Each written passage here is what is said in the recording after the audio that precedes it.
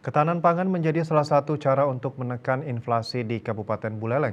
Pemerintah Kabupaten Buleleng sebagai pemilik aset lahan hutan kota dari 1,9 hektar are, lahan yang terisolir akan diolah seluas 1 hektar.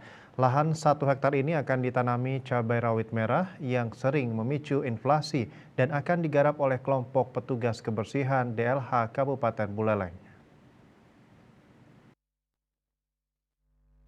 Kepala Dinas Lingkungan Hidup Buleleng Gede Melandrat menyatakan dari progres pembukaan akses jalan dan pengolahan lahan, DLH bersama Dinas Pertanian dan Kodim 1609 Buleleng menargetkan lahan sudah siap ditanami akhir Januari 2024. Selain untuk ketahanan pangan, lahan urban farming ini juga akan menjadi salah satu tempat edukasi.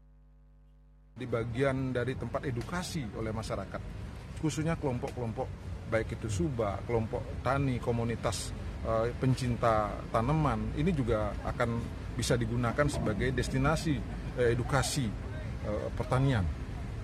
Lahan yang selama ini terisolir karena tidak adanya akses menuju lahan telah dibuka bersinergi dengan Kodim 1609. Dengan terbukanya akses menuju lahan, tidak hanya lahan pemerintah yang akan produktif, namun lahan-lahan di dalamnya yang juga tidak mendapatkan akses juga akan terbantu.